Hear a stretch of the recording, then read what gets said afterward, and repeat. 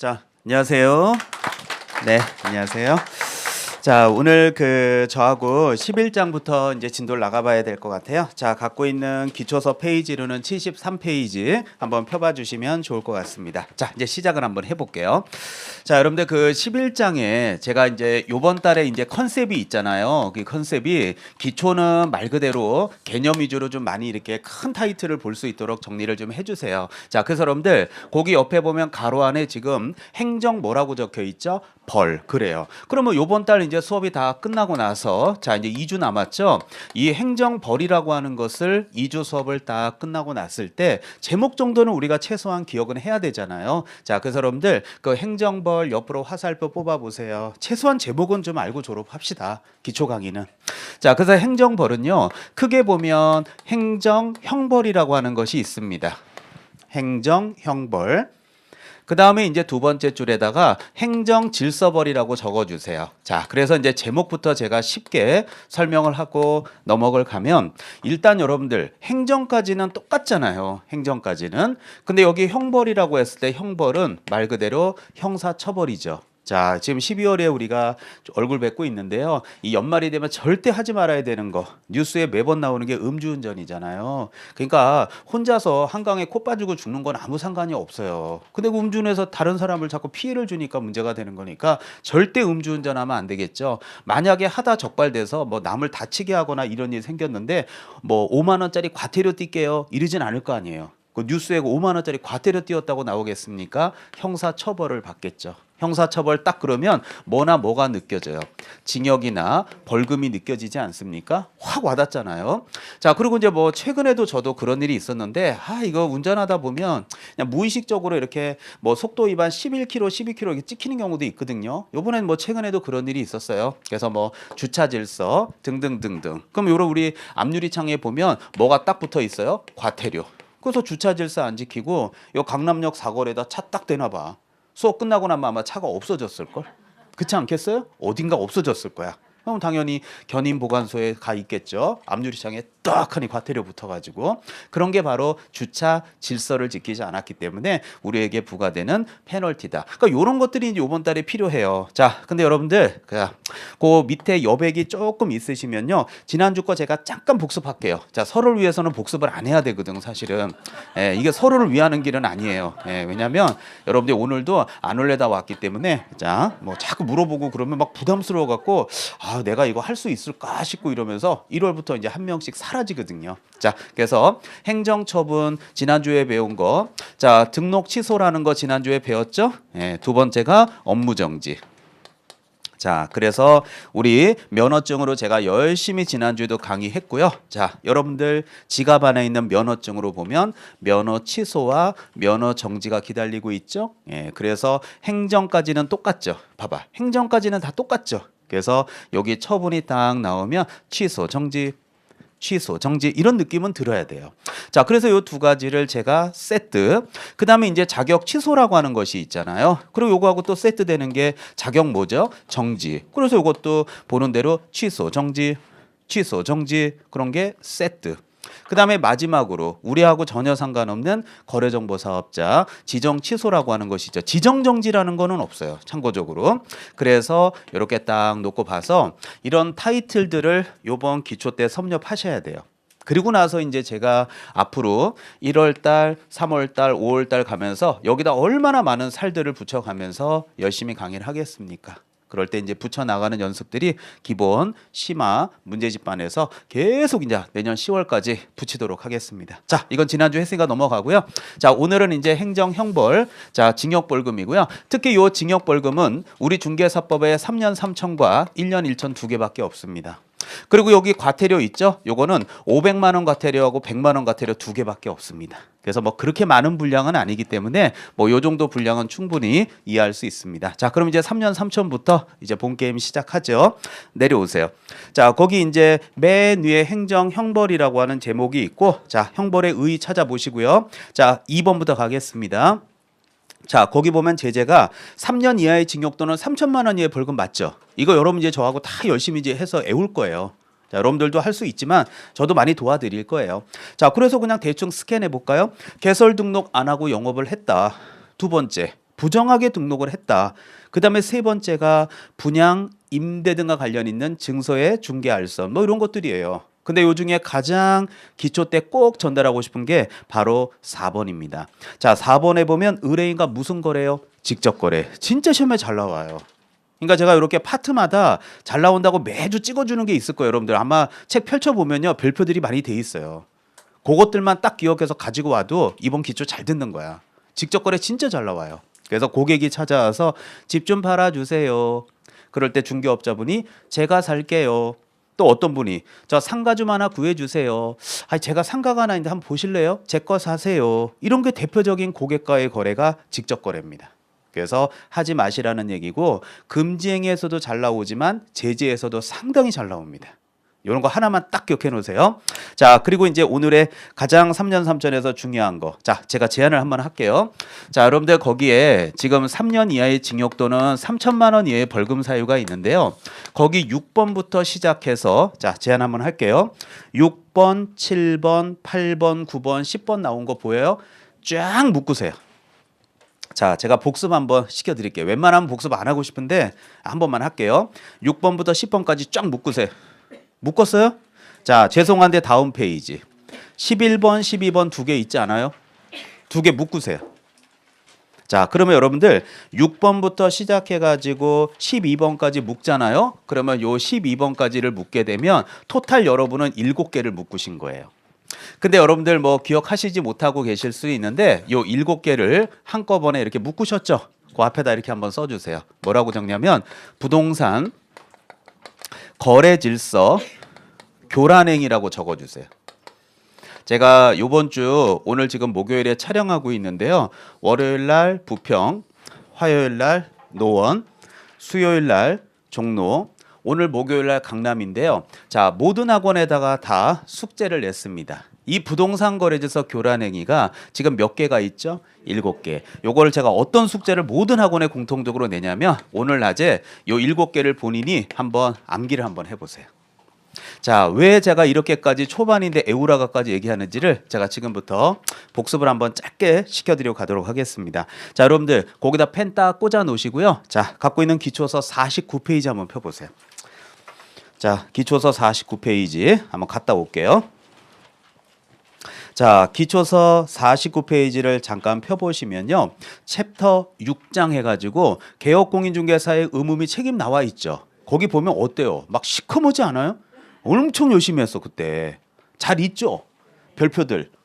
잘 있지. 뭐 사물함에서 어디 가겠어 지그들이.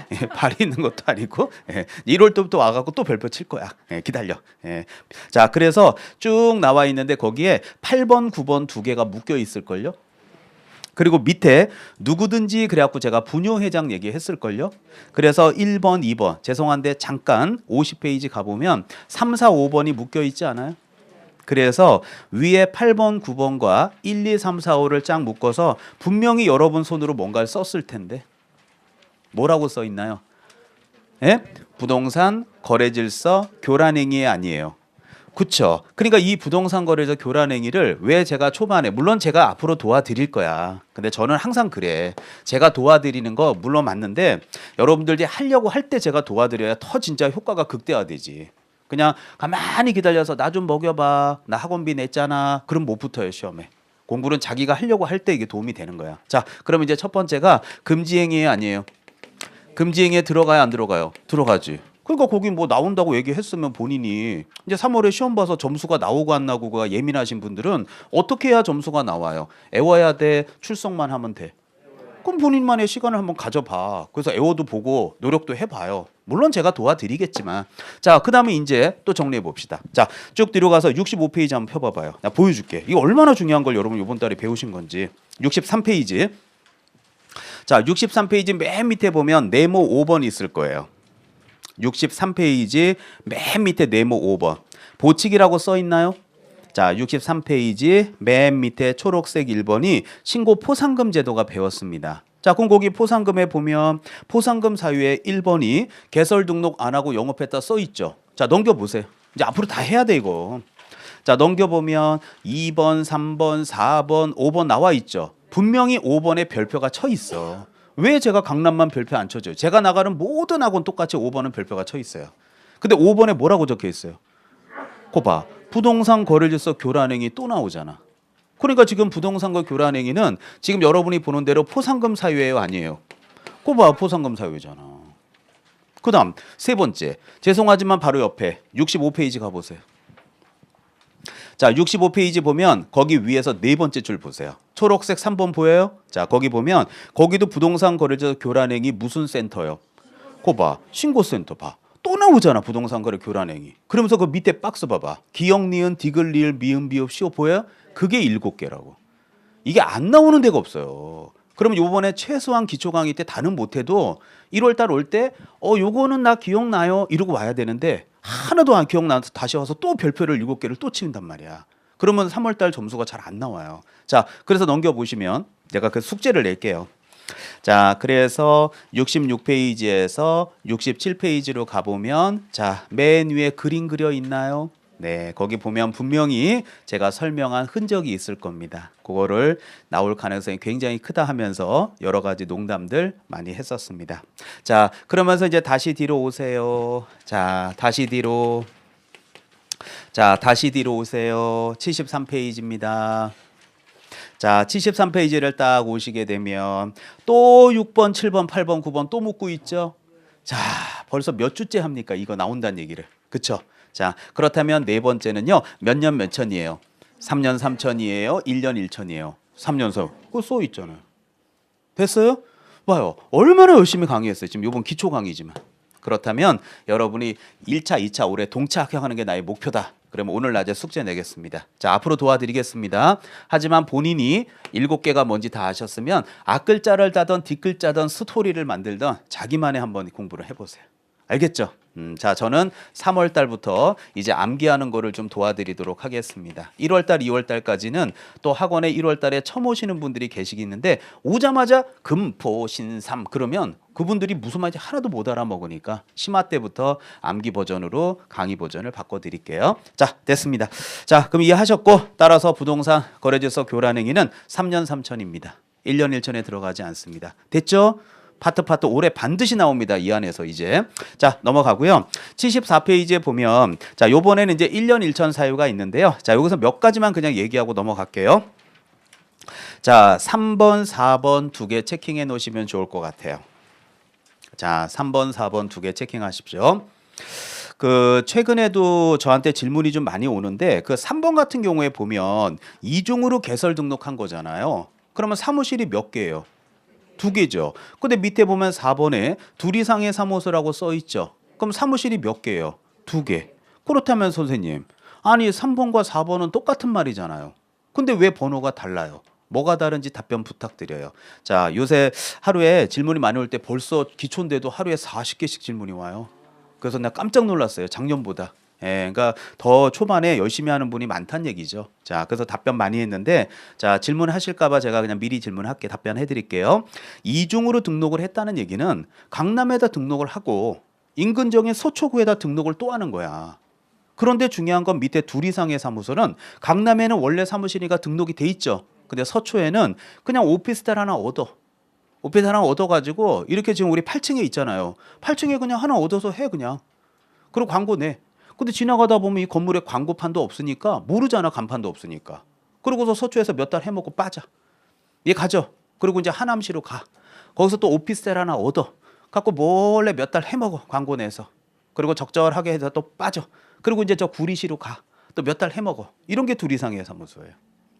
그래서 순진하게 두 군데 등록하는 거는 이중 등록. 하나는 등록 안 하는 거는 둘 이상의 사무소라고 정리하시면 뭐 정확하게 이해하신 것 같습니다. 자, 여기 1년짜리가 보통 한 14가지가 돼서 우리가 앞으로 3월부터 이제 열심히 제가 외우게 할 건데 그 중에 특히 9번 정도는 요번 달에 섭렵할게요. 9번. 에듀윌 유료 회원만의 명품 자료 서비스.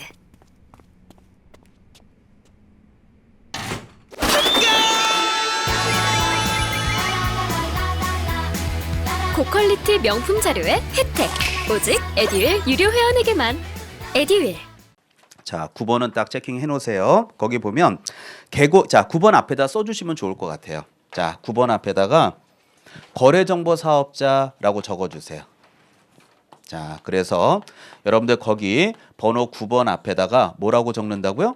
거래정보사업자. 그렇습니다. 자, 이렇게 적어주시는데요. 왜 제가 이 말을 하냐면 나중에 이제 여러분들 실력이 올라가시게 되면요. 이 거래정보사업자 관련된 제재는요. 가장 무거운 제재는 1년 1천에 나옵니다. 그래서 3년 3천에는 제재가 없어요. 거래정보사업자가. 그래서 정보사업자가 잘못했다 그러면 무조건 제재는 1년 1천에만 있어요. 그것도 그거 하나밖에 없어요. 그래서 이게 아주 특이해요. 생각보다 잘 나와요, 여기. 자, 읽어드릴게요. 개업공인중개사로부터 공개를 의뢰받은 정보에 한해서 공개해야 되는 거 맞죠? 예, 근데 바로 옆에 보면 자, 의뢰받은 내용과 밑줄 하나 딱 칠까요? 의뢰받은 내용과 다르게 정보 공개 밑줄. 자, 다시 한번 의뢰받은 내용과 다르게 정보 공개 밑줄 띄시고 어떠한 방법이든지 개업공인중개사에 따라서 자, 이것도 밑줄 칠게요. 정보가 차별적으로 공개 밑줄.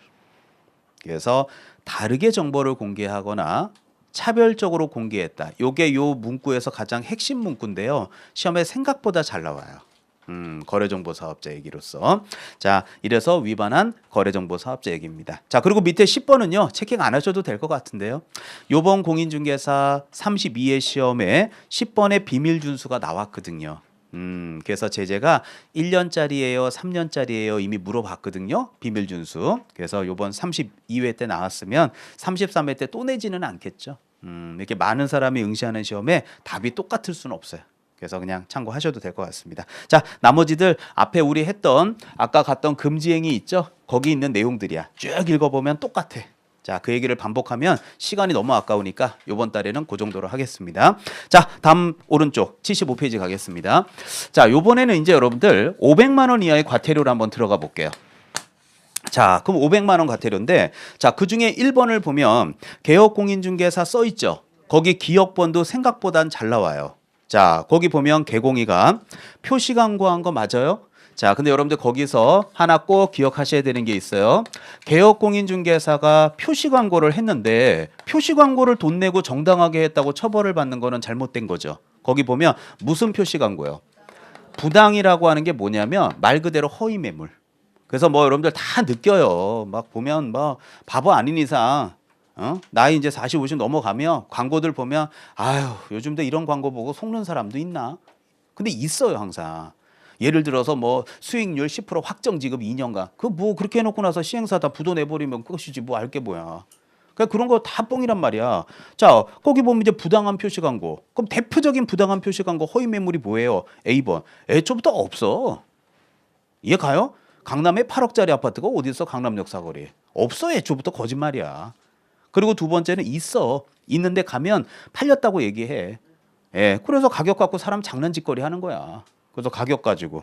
그리고 이제 세 번째 C번이 바로 그 밖에 뭐 의뢰인의 피해를 줄 수 있는 우려가 있는 광고들. 이런 것들이 뭐 한두 개입니까, 사실은? 자, 알아두시고요. 자, 니은번은 별표 치겠습니다. 자, 두 번째 거 꼭 별표 치세요.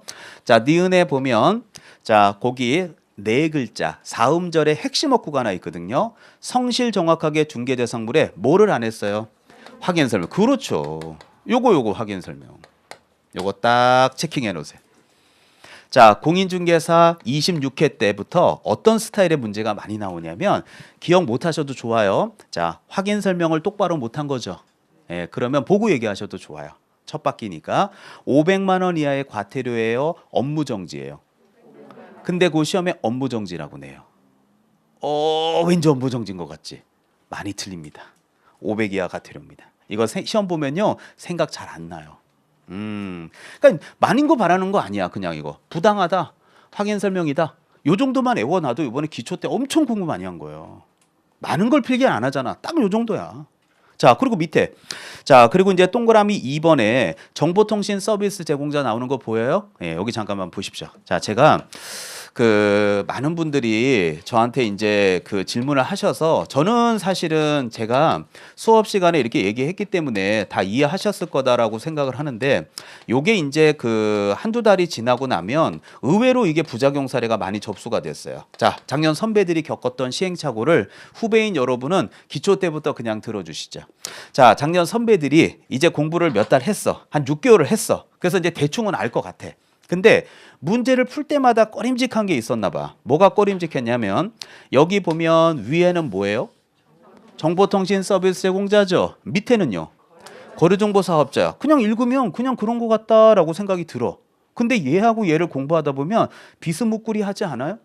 정보통신을 서비스를 하거나 거래 정보를 제공하거나 비슷하잖아. 그러면서 이게 내용이 다르거든? 그럼 얘하고 얘는 뭐지?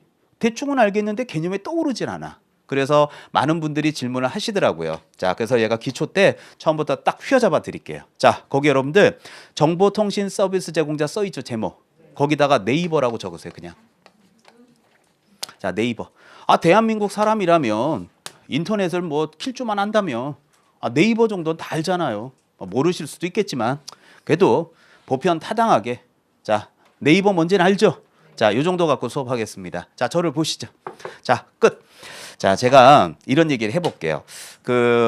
여기 강남도 마찬가지고, 제가 뭐 부평도 마찬가지고, 다른 노원도 마찬가지인데, 이제 여러분들 그 선배분들, 이제 합격생 분들이 이제 시험 붙고 나면 고맙다 이렇게 하시면서 이제 저 학원에 많이들 찾아오세요. 오셔서 선물도 주시고 많이 이렇게 고맙다고 개인적으로 또 감사 인사도 하시고 많이 오시거든요.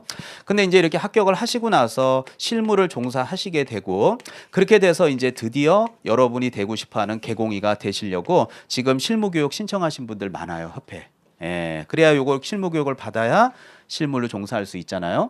근데 이렇게 실무를 종사하게 돼 이제 개공이가 되셔서 그러면 본인한테 이제 팔아주세요 하고 매물들이 와요, 안 와요? 오잖아요. 사무실을 내놓으면. 그러면 팔아주세요 하면 팔아는 주겠는데 도대체 이거를 광고를 어디다 내야 되는지 모르죠. 그러면 실무에서 가장 많은 중개업자분들이 광고 내는 데가 어디냐면 네이버야. 이게 제일 효과가 좋대요. 예. 그래서 네이버에다 광고를 많이 내고 여러분들도 거꾸로 생각해봐. 지금 여러분은 아직은 중개업자는 아니잖아. 근데 우리 동네 집값이 얼만가 확인해 보려고 어디 들어가요, 매번?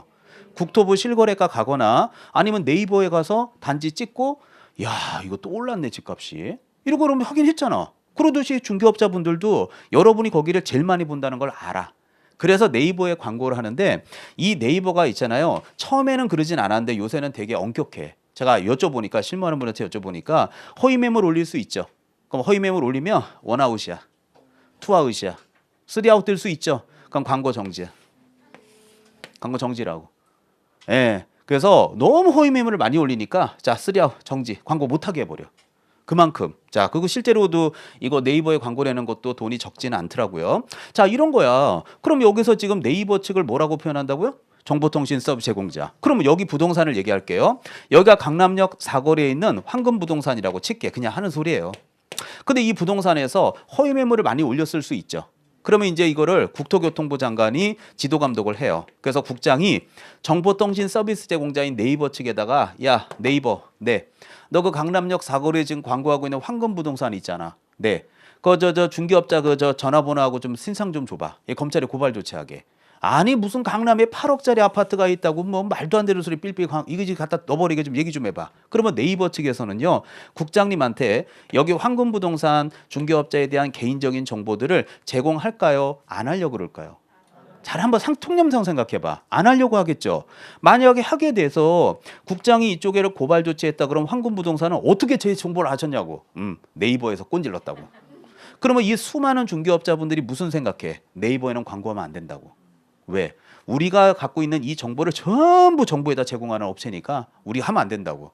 그럼 네이버 측에서는 매출이 쭉 떨어질 텐데. 그러니까 당연히 네이버 측에서는 국장님의 이런 요구에 응하려고 할까요? 응하려고 하지 않을까? 안 하려고 있겠죠. 그래서 국토교통부 장관님이 정보통신 서비스 제공자에게 자료 제출을 요구한다든지 필요한 조치를 요구했는데 배 째세요. 저 응하지 못하겠습니다. 할까봐 그 밑에 제재를 만들어 놓은 거예요. 그래서 정보통신 서비스 제공자가 이번 기초 때 뭐를 외워놓는다고요? 네이버를 딱 떠올리고 이제 책을 보면 다 외워지는 거야. 자, 밑에 이제 기억번 한번 봐봐요. 제가 말하는 거 이해될걸요? 자, 기억해 봐봐요. 국장이 표시 광고 관련된 규정을 준수하였는지 모니터링하기 위해서 필요한 경우에는 네이버 측에다가 자료 제출을 요구할 수 있죠. 그러면 요구를 했으면 네이버 측에서는 자료를 제공해야 돼. 그런데 배째세요. 저희 못 드립니다. 아니 그거 고객들 저희 집 광고 보고 저희들 얼굴 보고 광고하는데 제가 어떻게 그걸 드립니까? 못 드립니다. 라고 하신다면 이 경우 관련 자 밑줄 치겠습니다. 자료의 라는 말부터 밑줄을 치겠습니다. 셋째 줄 가운데 있습니다. 따라서 자료의 제출 요구받은 네이버 측에서는요. 정당한 사유가 없으면 이에 따라야 돼요. 자료 제출에 응하지 않아야 돼요. 따라야 되죠. 근데 거기 맨 마지막에 보면 제출하지 않았다라는 얘기는 응하지 않았다는 얘기죠. 그러면 500만 원 이하의 과태료를 부과하겠다 이렇게 되는 거예요. 이해 가죠? 그러면 네이버 측에서는 어떻게 정보를 주는 게 나요? 그냥 500 내고 말아요. 500 내고 말겠죠? 그것도 500이에요? 500 이하예요? 예, 그럼 100만 원 내고 마는 게 낫겠죠? 예. 자, 이 사람만 해도 광고비 100이 더 들어갈 텐데요. 자, 금액이 너무 작아. 자, 그리고 두 번째. 국토교통부 장관은 모니터링의 결과 정보통신 서비스 제공자에게 강남역 사거리에 지금 8억짜리 아파트가 있다고? 이거 완전 말도 안 되는 소리 아니야? 그럼 둘째 줄에 보세요. 의심되는 표시 광고에 아니에요. 혹시 이 동네에 8억짜리 아파트 있으면 저 좀 소개시켜 주면 안 돼요? 없어. 이게 의심되는 표시 광고잖아. 지금 장난하세요, 선생님? 그러니까. 그래서 이런 것들에 대한 확인, 추가 정보의 제게 등 필요한 조치를 요구할 수 있겠죠. 그럼 네이버 측에서는 따라줘야 되는데 고객이 돈 내고 광고하니까 그걸 어떻게 해주냐 말이지. 그래서 이 경우 뒤에부터 밑줄을 치겠습니다. 필요한 조치를 요구받은 네이버 측에서는 정당한 사유가 없으면 필요한 조치에 따라야 돼요? 안 따라야 돼요? 따라야 되죠. 그래서 예를 들어서 이 부동산이 황금 부동산이 계속 허위 매물을 올려. 그럼 여기 앞에다가 투자주의 요망이라고 좀 뭐라고 써놔든지 이런 거 요구할 수 있죠. 근데 네이버 측에서 이거는 막 황금 부동산 앞에다가 막 로고 붙여놓고 그렇게 하겠어요? 안 하겠지. 그럼 얼마 이하 과태료?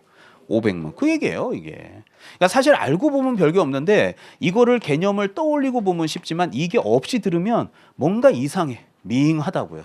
그래서 이런 것들이 기초 강의를 듣고 안 듣고 심화반에 오고 안 오고의 결정적인 차이가 될 거예요. 자, 정보통신 서비스 제공자도 잠깐 설명드릴게요. 자, 여러분들 이 정보통신 서비스 제공자는 제가 뭐라고 그때 강의를 했냐면 매물망을 강의했었어요. 자, 편하게 들어보세요. 그래서 제가 어떤 수업을 했었냐면 그때 여러분들하고 중고자동차 얘기한 거 기억나죠? 그래요. 그럼 예를 들어서 이 매물망에 자 이렇게 매물망이 있다면 이 중고자동차를 도와주는 이 부동산을 도와주는 개업공인중개사들끼리 자 매물을 올려.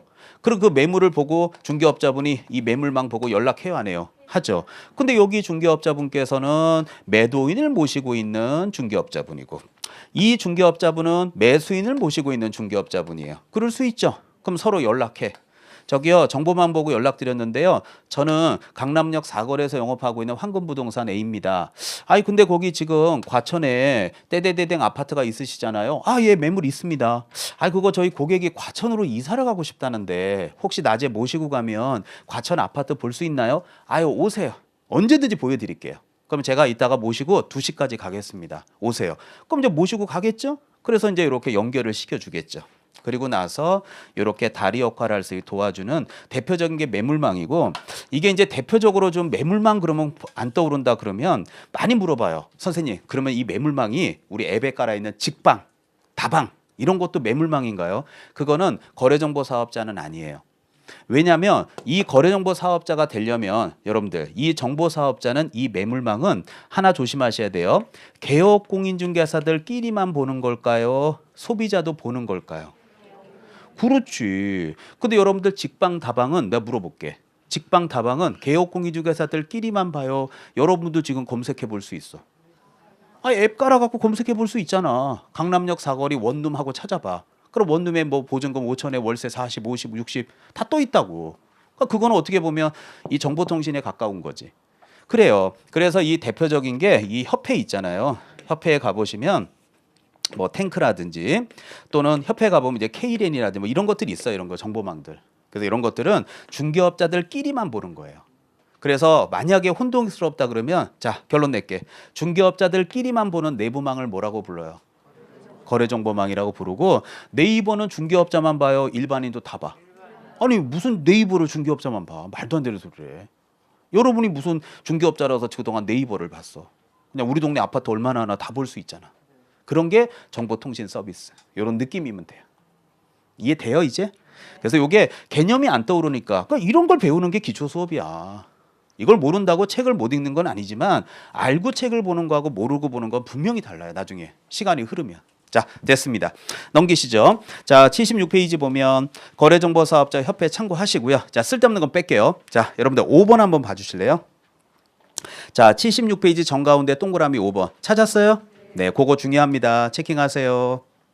그래서 5번에 보면 개공이와 소공이 실무교육 받은 후 몇 년마다 2년마다 무슨 교육을 받아야 된다는 규정을 위반했다? 연수교육. 자, 여러분들 힘드시면 복습 안 하고 싶은데 복습 한번 더 해요? 응? 알겠습니다. 자, 그러면 연수교육 밑줄 딱 치시고 63페이지 피세요. 자, 분위기 안 좋으면 복습 안 해도 돼. 그래서 학원마다 복습하는 학원이 있고 안 하고 넘어가는 학원이 있어요. 약간 달라요, 수업은. 자, 근데 확실한 건 뭔지 알아요? 63페이지에 피면 표가 하나 보일걸요? 그 표 위에다 쓴 필기는 모든 제가 나가는 10개 학원 클래스는 똑같아요. 대신 농담은 좀 달라요. 예, 왜냐하면 저는 개그맨이 아니기 때문에 뭘 물어보는데 대답을 안 하면 혼자 묻고 답하는 원맨쇼를 할 수는 없잖아. 예, 자, 그래서 많은 대답을 해주시면 많이 물어요. 자, 그러면 여러분들 63페이지 맨 위에 표 보이죠? 이번 달의 컨셉은 이거야. 실무교육이 몇 시간 받냐 몰라도 돼. 저는 정보가 곧 합격이라고 생각해요. 기출문제 특강이나 모의고사 자료집을 주시는 것도 좋았고 그중에서 제일 좋았던 건 교수님의 쪽집게 정보였어요. 약간 합격을 위한 종합 패키지 선물을 받는 그런 느낌? 애들 유료 회원 꼭 추천합니다. 연수교육이 몇 시간 받냐? 12, 16 못 외워도 돼. 직무교육이 3시간에서 4시간 받는다고 밑에 밑줄 거 있죠? 못 외워도 돼. 대신에 이번 달의 컨셉은 직무교육이 뭐예요? 하고 물어봤는데 그 뭐저 직무를 받고 쩌뿌쩌 이러면 그거는 수업 잘못 들은 거야. 연수교육이 뭐예요? 하고 제가 물어봤더니 연수를 받고 쩌뿌쩌 그러면 수업 잘못 들은 거야. 실무교육이 뭐예요? 실무를 배우고 쩌뿌쩌 하면은 수업 잘못 들은 거야. 이번 달의 컨셉은 실무교육은 뭐더라? 연수교육은 뭐더라? 이게 안 되면 이제 무너져요, 공부가. 직무교육은 뭐더라? 분명히 거기 다 써줬습니다. 질문 들어갑니다. 실무교육은 왜 받아요? 그냥 보고 얘기하셔도 돼요. 자, 실무교육은 왜 받아요? 중개업에 종사하기 위해서. 자격증 따서 안 따고. 따서. 물론 법인의 임원사회라는 예외는 있어요. 자격증 따서. 그러니까 여러분들 선배분들도 지금 자격증 지난주에 발표했죠? 그럼 자격증 받아서 이제 실무교육 신청하고 하고 계신 겁니다. 그 다음에 오른쪽에 직무교육은 그것도 중개업에 종사하는 교육이에요, 아니에요? 맞아요? 자격증을 따서 자격증 없이. 그러면 제가 두 교육만 먼저 힌트를 드리겠습니다. 올해 지금 합격자 2차 제가 퍼센테이지를 보니까 2차 합격률이 29.6%예요. 생각보다 높죠. 예, 그러면 자 대충 잡아서 30% 잡읍시다. 그러면 10명이 시험을 봤으면 30%면 2차까지 합격한 사람 그러면 몇 프로인 거예요? 2차 합격자가 3명이지 29.6%니까 그럼 7명은 떨어졌지. 그러면 자 그 3명은 자격증을 땄다 그러면 모두 중개업에 종사해야 돼요? 안 해도 돼? 안 해도 되지. 그중에서 중개업에 종사하겠다는 사람만 뭘 받으면 돼? 실무교육. 그러니까 실무교육은 질문할게요. 자격증을 취득하면 반드시 받아야 돼? 안 받아도 돼? 안 받아도 되니까 안 받아도 처벌을 안 받아. 야, 너 일로 와봐. 네. 너 시험 붙었어? 네, 붙었습니다. 가 실무교육 받아. 아니 저 선생님 저는요 자격증은 땄지만 지금 직장생활을 하고 있어서 몇 년 더 직장생활 하다가 저 할 건데요. 하지 마. 빨리 회사 때려쳐. 그너 빨리 실무교육 받아. 안 받으면 500만 원 과태료야. 라고 얘기하면 웃기지 않아? 아니 운전면허증을 땄다고 왜 모든 사람이 운전을 해야 돼? 여러분들 중에서 면허증인데 운전 안 하는 사람 있잖아. 그거 왜 땄어 당신은? 일로 와 너 500만 원 과태료. 운전도 안 할 건데 왜 땄어 자격증을? 이게 말이 안 되잖아요. 자 옆에 직무교육도 봐봐. 직무교육은 자 자격증이 있는 사람이 실무에 종사해요? 없는 사람이에요? 그게 개념이 잡혀야 되는 거야. 그러면 자 물어볼게. 29.6%가 합격이란 얘기는 3명이 합격했으면 7명이 떨어졌지. 그럼 7명 중에 떨어진 그 7명은요 물어볼게. 중개보조원으로 반드시 종사해서 직무교육 받고 종사해야 돼? 안 해도 돼? 에? 그러면 꼭 종사해야 돼? 에듀일로 와야 돼. 네, 그래 에듀일로 와야지. 이거 봐 안 웃잖아. 예, 그러니까 내가 농담 안 한다 그러는 거야. 자, 웃질 않아 진짜. 에듀윌로 와야지. 그럼 에듀윌로 오면 500만 원 과태료 때려? 말이 안 되잖아. 그러니까 이게 500만 원 과태료라는 게 애우더라도 지금 제목이 이해가 안 되면 안 돼. 그럼 연수교육을 한번 물어볼까요? 연수교육은 왜 받아요? 거기 써 있잖아. 쓴 대로 얘기해봐요. 뭐라고 써 있어요? 그래, 개정법률 습득. 그러면 지금 단적으로 제일 좋은 샘플이 있잖아요. 내년 3월 달에 대통령이 바뀌겠죠. 우리나라는 연임제가 안 되니까. 그러면 누가 대통령이 될지 모르지만 돼요. 근데 뉴스들 보면 뭐 정책 뭐 이런 얘기들 많이 할 때 보면 앞으로는 보유세를 강화해야 된다. 양도세를 완화시키고 뭐 이런 얘기들 많이 나오듯이 아, 대통령이 되면 많은 부동산 정책이 바뀌겠구나라는 느낌이 들어야 안 들어요? 드는데 여러분의 한기수 선배 32의 선배들은 이미 졸업을 했죠. 안 오잖아 이제 졸업했으니까. 근데 내년 초에 1월 달에 2월 달에 오픈을 딱 해서 에듀윌에서 배운 지식으로 오픈을 딱 했더니 3월 달이 되니까 정책이 다 바뀌네. 근데 에듀윌 졸업했는데 뭐 제가 어떻게 해요 이제. 수험생도 아닌데 본인들이 알아서 해야지. 그러니까 당연히 개정법률을 습득해야 돼요. 그래서 2년마다 한 번씩 받는 교육이 무슨 교육이에요? 연수교육. 그럼 이분들은 실무에 종사하고 있어요? 안 하고 있어요? 하고 있으면 업데이트 시키는 교육을 받아야 고객에게 양질의 서비스를 제공하겠죠. 그러면 꼭 받아야 돼요? 안 받아도 돼? 꼭 받아야지. 안 받으면 제재가 들어가도 되지. 다시 뒤로 와보세요. 그러니까 이런 게 있잖아요, 여러분들. 작아 보여도요. 사실은 제가 뭐 직업이 이제 남을 가리키는 직업이다 보니까 이 합격하시는 분들하고 못하시는 분 둘 다 열심히 해요. 아, 열심히 안 하는 사람은 없어요. 근데 왜 어떤 사람은 공부를 잘하고 어떤 사람을 못하는 데서 차이가 나냐면 이게 이해력의 차이거든요. 그래서 거기 보면 동그라미 5번 보세요. 자, 76페이지 가운데 동그라미 5번 둘째 줄. 무슨 교육을 받아야 돼요? 실무교육. 그랬을 때, 자, 아니, 실무 둘째 줄이요, 둘째 줄. 동그라미 5번에 실무교육을 받은 후 2년마다 무슨 교육을 받아야 되는 걸 위반했대요? 그러니까 결국은 연수교육 안 받았다는 얘기잖아요. 그럴 때 이제 요거를 연수교육을 밑줄을 딱 치면서 야, 그거 당연한 거 아니야. 그걸 뭐하러 외우냐? 라고 하는 느끼는 사람도 있고 막 동그라미 쳐. 연수교육 동그라미 연수교육 연어 왜 연어야? 연수교육은 500이니까 연어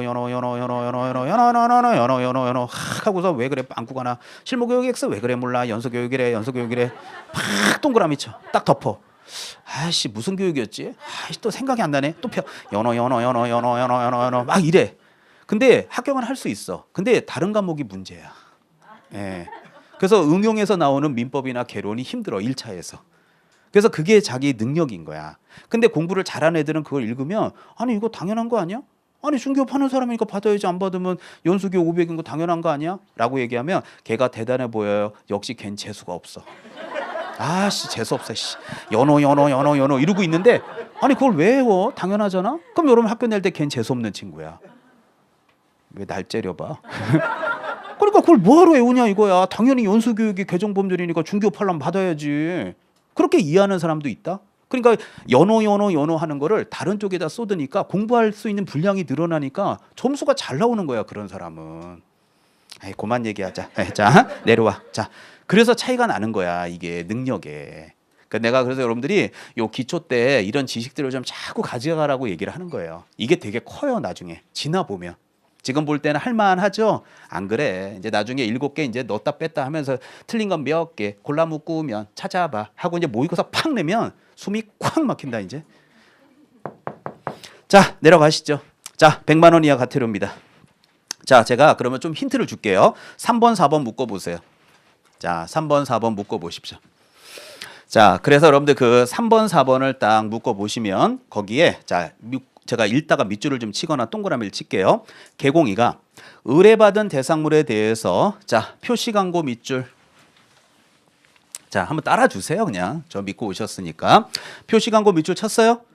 띄시고 하는 경우로서 중개사무소 개업공인중개사에 관한 사항을 명시 자 명시 동그라미 쳐봐요.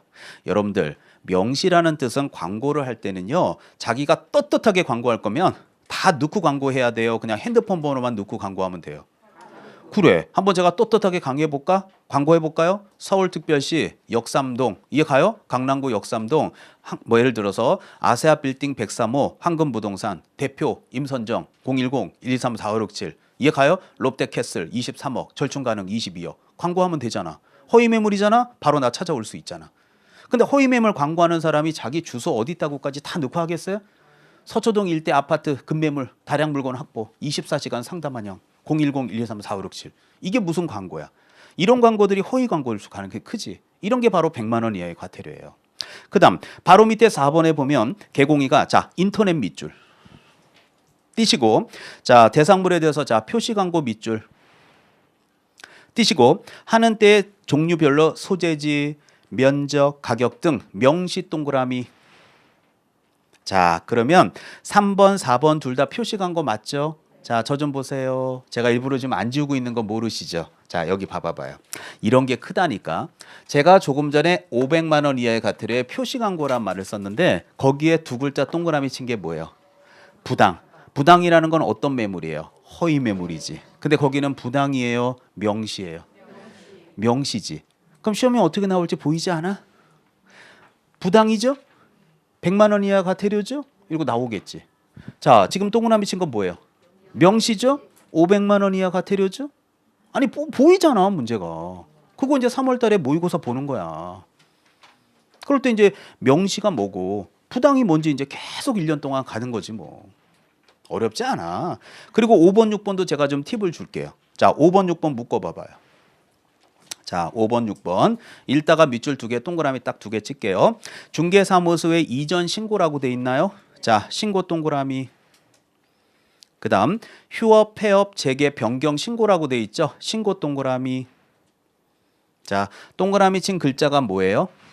신고죠. 그렇다면 여러분들 신고를 안 했다라는 표현인데 뭐 좀 전에 위에 내용들 안 보셔도 됩니다. 믿으셔도 돼요. 좀 전에 위에 있는 과태료는 500만 원 이하의 과태료죠. 500만 원 이하의 과태료는 신고 안 했다는 말이 나오지 않습니다. 그래서 앞으로 공부하다 보면 이전 신고 안 했다, 휴업 신고 안 했다, 변경 신고 안 했다, 재개 신고 안 했다, 신고 100만 원 하고 외우시면 애워져요. 팁 한 번 더 드릴까요? 다음 페이지 가볼까요? 자, 8번, 9번 한번 묶어볼까요? 팁 드릴게요. 자, 8번, 9번도 마찬가지예요. 여러분들 자격을 취소를 받으면 7일 이내 자격증 반납해야 돼요. 등록 취소를 받잖아요. 그 또한 7일 이내 등록증 반납을 하셔야 돼요.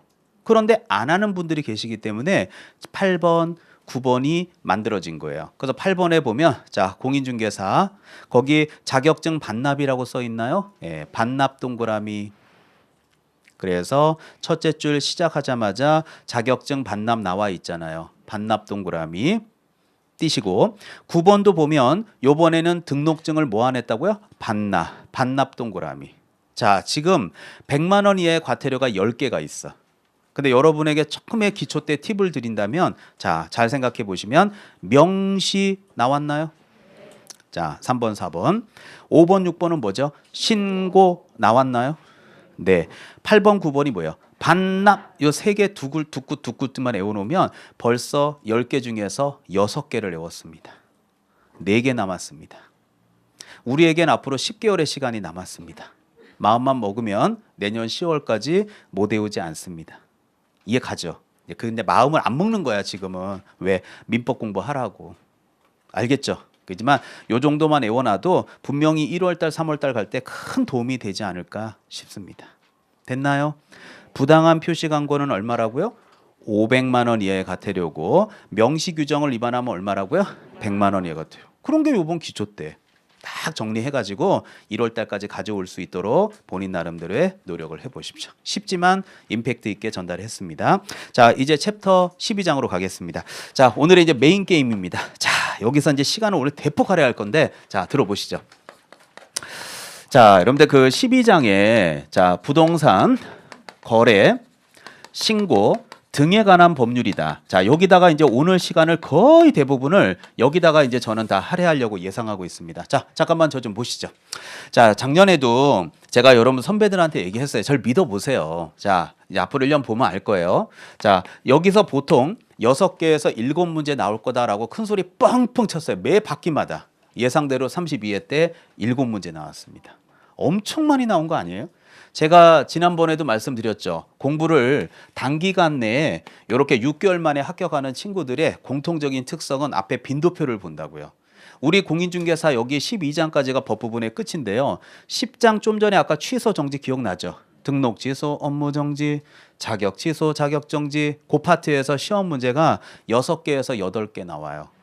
여기에서 7개면 10장하고 12장만 합해서 문제가 두 챕터에서 15개 가까이 나와요. 엄청나지 않아요? 15개 가까이면 두 챕터가 세법하고 똑같잖아요.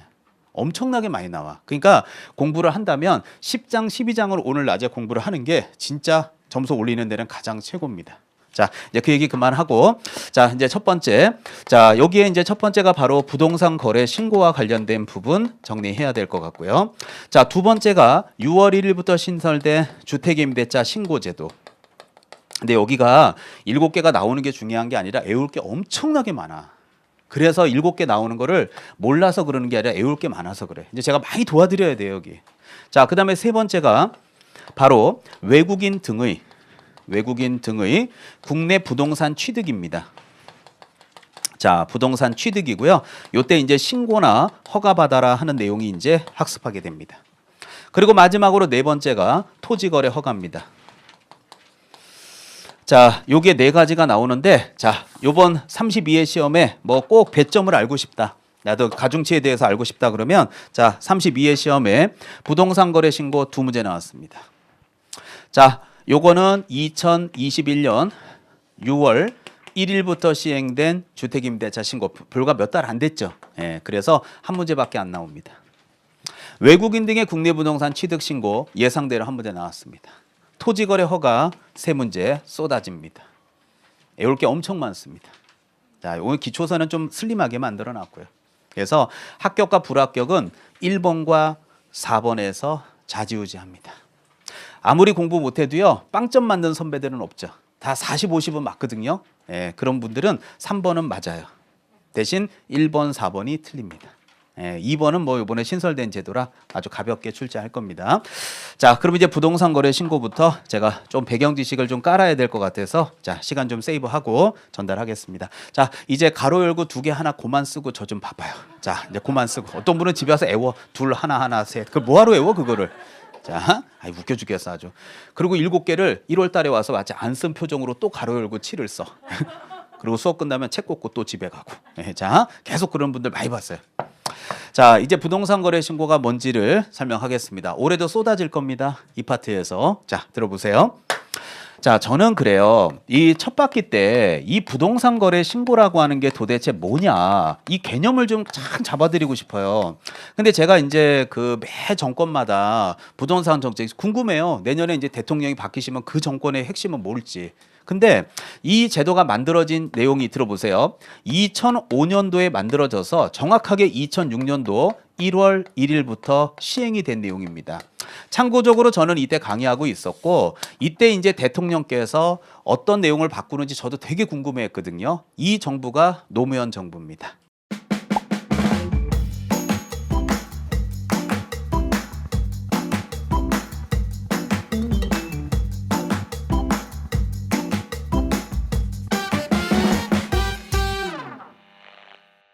근데 이 당시에 이 정권의 그 정권의 가장 중요한 부동산 정책의 핵심이 뭐였는지 아세요? 세금으로 집값 잡겠다였어요.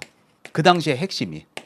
그래서 지금 현재 요게 노무현 대통령이고 지금 현재 대통령이 문재인 대통령이죠. 그 문재인 대통령도 전부 세금으로 집값 잡겠다 했는데, 그때 제가 여기를 강의하고 있었는데 절대 세금으로는 집값이 안 잡혔어요. 역시 문재인 정부도 세금으로 집값이 잡히지 않았어요. 두 정부 때 가장 집값이 많이 뛰었어요. 자, 그러면 왜 세금으로 집값이 안 잡혔는지, 자, 그런 내용들을 여기다가 넣어보도록 하겠습니다. 자, 요거 그리지 마시고 좀 편하게 보시고요. 필요하시면 이따가 사진 찍어도 돼요. 일단 좀 들어보세요. 이 배경이 중요한 거예요. 자, 예를 들어서 제가 10억짜리 집으로 한번 그림을 그려보겠습니다. 자, 아파트가 10억이 있었습니다. 자, 요 주택을, 자, B라는 매도인이나 매수인이 매매 계약을 체결하게 되는 것이고, 가운데서 이제 C라고 하는 개업공인중개사, 그 당시에는 중개업자라고 불렀습니다. 다리 역할을 하는 거 맞죠? 그런데 세금으로 집값 잡겠다의 이 정권의 가장 큰 게 뭔지 알아요? 그 당시에 나왔던 뉴스에 보면 세금 폭탄이라는 표현이 그때부터 나왔어요. 이 세금 폭탄의 주요 골자, 그 당시에 제가 강의하고 있었잖아요. 1가구 2주택자는 자, 여기다 써놓고 갈게요. 양도소득세가 50%, 1가구 3주택자는 양도소득세가 60%. 지금 현재 문재인 정부에서는 1가구 3주택자는 양도세 65% 아마 더 올라갈걸요. 지금보다 훨씬 세요. 그러니까 점점 이 노무현 정부 때 만든 거를 문재인 정부 때 수정 보완해서 굉장히 많이 바뀌었어요. 이거하고 좀 비교해 보면. 자, 그러면 하나만 딱 할게요. 이 중에 1가구 2주택이 얼마요? 양도세 몇 프로요? 50%. 자, 그러면 이 양도세 50%를 대충 짓거려 볼게요. 여기는 A가 여기 원래 강남역에 주택을 갖고 있었어. 여기 A가 살고 있었어. 근데 집값이 뛰니까 강남역에 아파트를 하나 더 산 거야. 8억 주고 샀어. 와, 불과 1년 만에 집값이 10억이 2억이 뛴 거야. 이런 일은 뭐 많이 우리가 보고 왔잖아요. 지금 1년 만에 2억 뛰는 거는. 그러면 집을 팔아야 될 거 아니에요. 그러면 여러분 알겠지만 양도소득세라고 하는 것은 양도 차익은 양도가액에서 취득가액을 빼거든요. 그럼 양도가액에서 취득가액을 뺀다는 얘기는 양도가액에서 취득가액을 뺀다는 얘기는 10억에서 8억을 뺀다는 얘기예요. 그러면 차익이 얼마가 생겨요? 2억이 생기죠. 이거의 50%를 양도세로 걷어들이겠다는 얘기예요. 물론 이제 더 들어가서 뭐 세법 시간에 무슨 장기 보유 특별공제니 뭐니 그게 되니 안 되니 그런 거는 나중에 얘기하고. 자, 저는 세법 강사 아니니까 그냥 가볍게만 들어주세요. 이 제도가 만들어진 취지만. 자, 그러면 일단 대충 짓거릴게요. 자, 세금이 얼마? 그러면 50%니까 1억이죠. 뭐만? 양도소득세만. 그러면 선생님, 아니 2억 띄었는데 1억 냈으면 1억 먹잖아요. 먹기는 뭘 먹어. 이 집을 샀을 때 그 당시에는 취득세, 등록세 내야 돼, 안 내야 돼? 내야지. 집 갖고 있으면 재산세 내요, 안 내요? 내야지. 자, 그리고 이 집 갖고 있으면은 집이 두 채가 되면 의료보험료, 연금 이런 거 다 올라가지 않아요? 다 올라가지. 그럼 이것만 되는 줄 알아요? 이 집에 세입자 넣었으면 또 복비 들어갔겠죠. 또 제일 많이 들어가는 게 뭔 줄 알아요? 이 집 얼마 주고 샀어요? 아, 여기 써 있잖아요. 얼마 주고 샀어요? 8억 주고 사서 10억에 판 거잖아요. 그럼 여러분들도 이 8억짜리 주택을 샀으면 전액 현금이죠. 요 정도는 현금 처리하죠. 응? 융자 얻지? 그럼 이 집에 융자 얻어 안 얻어? 그럼 이 집만 융자 얻어, 여기도 융자 얻어서 땡겨. 그럼 여기도 이자 내고 여기도 이자 내고 양쪽으로 이자 내고 난리 피는 거 아니야? 그럼 이자 이거 내고 저거 내고 취득세 내고 재산세 내고 등록세 내고 뭐야 이 가요? 뭐 보유세 내고 의료보험료 내고 연금 내고 복비 들어가고 뭐하고 경비 들어가고 그럼 얼마 먹을 것 같아? 자, 그래서 그냥 대충 짓거릴게요. 계산할 수 없으니까. 그러면 제 생각에는 한 5천만 원 정도 먹으면 많이 먹지 않을까 생각 들거든요. 자, 그럼 그냥 대충 짓거린 거예요. 집값이 얼마 뛰었어요? 근데 얼마 먹었어요? 그러면 집값이 2억 뛰었는데 5천 정도 먹었으면 야, 그 정도면 됐지? 라는 느낌이 들어요. 이것들은 너무 걷어들여요. 아씨, 이거 너무 걷어들이는 거 아니야? 아니 뭐 집값이 2억 뛰는데 뭐 이거 빼고 저거 빼고 남는 하나도 없어. 그럼 집값이 1억 뛰잖아? 그럼 돈 1, 2천 먹으려고 하는 거야? 그 몸고생하고 마음고생하고 안 하는 게 낫지 그냥. 그러니까 이제 이런 생각이 드는 순간 A가 무슨 생각하냐? 선생님, 저희들이 바보예요? 이거 세금 이제 내라는 대로 다 내게? 하는 순간 집을 팔면 무슨 세금을 낸다고요? 그러니까 이제 9억에 다운계약서를 쓰는 거야. 그럼 이제 다운계약서를 딱 쓰는 순간 아이고 바보냐 내가 세금 1억 내게? 나는 집을 9억에 팔았으니까 세금이 차익이 얼마예요? 1억에 50%면 얼마야? 5천만 원 내고 뭐 경비 빼면 그래도 이리저리 하면 1억은 먹어. 야, 그럼 뭐 한 1년 사이에 1억 먹었으면 됐지 뭐. 하면서 이제 다운계약서를 써요. 그럼 노무현 대통령이 그 얘기를 보고 받았을까요? 안 받았을까요? 받았겠죠. 열 띡 받은 거야. 야, 정책 바꿔. 해갖고 2005년도 2006년 1월 1일부터 야, 앞으로는 부동산이 거래가 되면 와서 신고하라고 해. 이것들이 말이야 세금으로 집값 잡겠다니까 다운계약서를 쓰고 말이지. 그래서 부동산이 거래가 되면 신고하라고 해. 언제부터? 2006년 1월 1일부터. 그래서 책을 다 바꿨어요 그때. 그러면 도대체 여기서 가장 핵심이 뭔지 알아요? 부동산이 거래가 되면 신고한다 할 때 거래라는 표현이요. 여러분 잘 생각해 보세요. 매매는 거래예요? 매매는 거래가 아니야? 거래 맞지? 전세는 거래예요? 거래가 아니야? 전세도 거래고 임대차도 거래 아니야? 아, 임대차도 거래 계약인 거 맞잖아요. 근데 제가 여기다 이걸 써놨잖아. 이게 바로 기초 수업 때 여러분이 꼭 가져가야 되는 배경 지식인 겁니다. 이 부동산 거래 신고 제도는 무슨 세금으로 집값 잡겠다? 양도소득세로 집값을 잡는데 전세 계약에서 양도소득세가 어디 있어요? 보증금 1000에 월세 30에서 무슨 양도소득세가 있겠어요? 그러니까 여기서 말하는 거래는 여기 나와 있잖아. 무슨 거래? 매매지. 그러니까 이제 이렇게 정확하게 기초가 된 사람들은 나중에 3월 달에 모의고사를 볼 때 자, 다음은 부동산 거래 신고 대상에 대한 설명이다. 맞는 거 찾아라 나올 수 있죠. 그럴 때 1번 지문이 부동산 거래 신고 대상은 매매뿐이다. 이렇게 나올 수 있지. 매매뿐이다. 맞아요. 뿐자에 냄새가 나요. 냄새가 난다. 썼다 치웠다 썼다 이게 뭐였지? 하면서 막 미치려고 하는 거야. 자, 매매뿐이다. 맞아요. 냄새가 살살 나요. 공부가 된 사람은 아이, 그거 당연한 거 아니야? 웃어주는 사람도 있고 맨날 냄새가 난다며. 선생님, 저는 중개사법이 다 하고 안 맞는다며. 미치려고 하는 사람도 있고 그런 게 기초가 없어서 그러는 거예요. 이해 가요? 그래서 이런 어떤 배경 지식들이 사실 기초 때 되게 중요하다고 생각해요. 따라서 전세나 임대차는 거래 신고 해요, 안 해요? 안 하죠. 자, 그럼 제가 여기서 한 5분 정도 더 하겠습니다. 자, 이제 이해를 시켰어요. 자, 그러면 자, 시험 버전으로 이제 바꿔서 제가 조금 도와드리도록 하겠습니다. 자, 참고적으로 이 아파트가 어디 있는지를 잘 봤더니 이 아파트 그냥 대충 할게요. 강남구에 있는 아파트입니다. 그런데 여기 있는 개공이는 인근 지역인 서초구 교대 앞에서 영업하고 있는 개공입니다. 그런데 이만저만해서 이 계약을 도와주는 일이 생겼답니다. 그러면 부동산이 거래가 10억에 된 거예요? 안 된 거예요? 됐죠? 예, 뭐 다운계약서 쓰겠지만 그러면 이제 거래 신고 해야 돼요? 안 해야 돼요? 해야죠. 그러면 이제 시험 문제가 탄생하기 시작합니다. 자, 기초부터 에이 선생님 그걸 뭘 물어보고 그래요. 강남구청 가서 신고하겠죠. 참나. 아이 중개업자분이 서초에 있으니까 서초구청 가서 하겠죠. 하면서 이제 시험 문제는 탄생하기 시작합니다. 절대 어렵지 않습니다. 쉽게 설명하겠습니다. 이 아파트가 10억인지 다운계약서 써 9억인지 이 가격이 타당한지를 확인해야 되는 공무원은 강남구청 공무원께서 강남구 역삼동 아파트 가격 꿰고 있어야 되나요? 서초구청 공무원께서 강남구 역삼동 아파트 꿰고 있어야 되나요? 강남구청이겠죠. 그래서 강남구 공무원이 자기 지역 관할해야지 왜 서초구 공무원이 남의 지역의 아파트는 왜 외워? 서초에도 아파트가 드글드글한데 자기 지역 관할해야지. 그러면 왜 서초 공무원은 강남 것만 외워? 송파, 노원, 강북, 중랑구 다 해봐야지. 남의 지역까지 할 필요가 없잖아요. 그래서 강남구청 가서 신고하기 때문에 강남구청을 신고관청이라고 표현을 하게 되는 겁니다. 그런데 여기 개공인은 자격증을 따서 개설 등록을 했어요? 개설 등록을 안 했어요? 개설 등록했죠. 그러면 등록을 했겠죠. 어디 가서 개설 등록을 했을까? 사무실이 서초에 있는 거 맞아요? 그럼 서초구청 가서 했겠지. 그래서 여기 있는 서초구청을 등록관청이라고 부르는 거예요.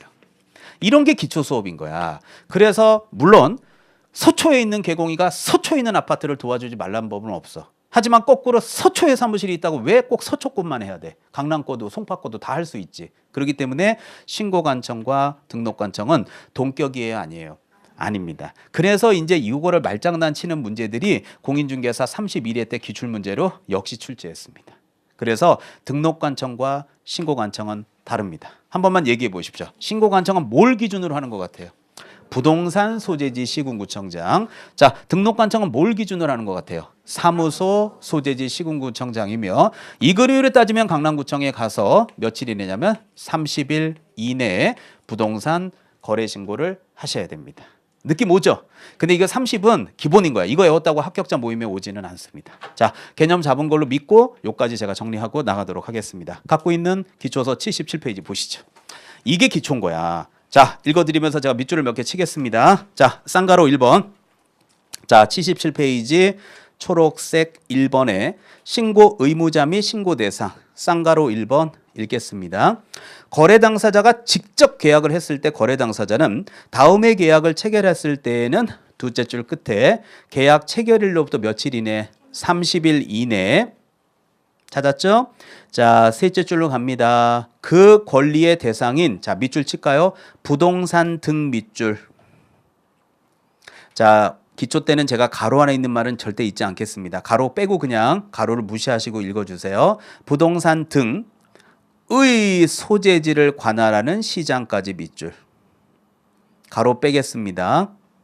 군수구청장 이하 신고관청이란 느낌을 알겠죠 지금? 예, 신고관청에게 공동으로 신고하세요 써 있죠. 그런데 그 신고관청은 밑줄 친 거를 조합해 보면 부동산 등의 소재지를 관할하는 시군구예요. 사무소의 소재지를 관할하는 시군구예요.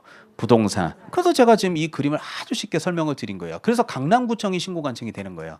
오늘 그린 사례로 보면.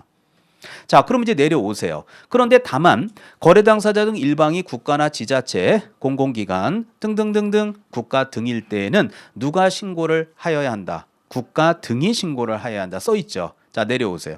그리고 바로 밑에 보면 동그라미 1번에 형광펜이 칠해져 있지 않아요? 바로 밑에 한 3칸 내려오면 있잖아요. 자, 봐. 이제 시험을 어떻게 내나 봐. 동그라미 1번 부동산 거래 신고 대상인 계약이라고 써 있죠. 거기 봐. 기억번에 뭐라고 돼 있어요? 부동산에 무슨 계약? 그래. 왜 매매 계약은 들어가고 전세나 임대차는 안 들어가요라는 것이 배경 지식이 없으면 그게 애워지냐고. 그래서 기초 수업을 꼭 들어야 되는 거예요. 그래서 거기 옆에 전세 임대차는 없잖아. 들어가세요. 냅둬요. 그리고 나서 이제 여기까지 기억번까지가 노무현 정부였어요. 그러다가 이제 문재인 정부 이렇게 오면서 밑에 내용들이 첨가된 거예요. 자, 니은 넘기지 마시고 택지개발촉진법 주택법에 따른 공급계약 보이죠? 자, 제가 사는 동네에요. 어딘지 얘기 안 할게요. 그냥 몇 년 전에 상업용지를 분양을 했는데요. 경쟁률이 7,000대 1이었어. 장난 아니죠? 근데 웃긴 거 얘기해줘요. 당첨됐죠? 그 자리에서. 바로 넘기면 그 자리에서 즉석 피 1억이야. 어마어마하지 않아요? 7,000대 1이었어. 그러면 1억을 받고 그 자리에서 넘겼어. 그러면 차익이 생겨야 안 생겨요? 양도세 내야 돼 안 내야 돼?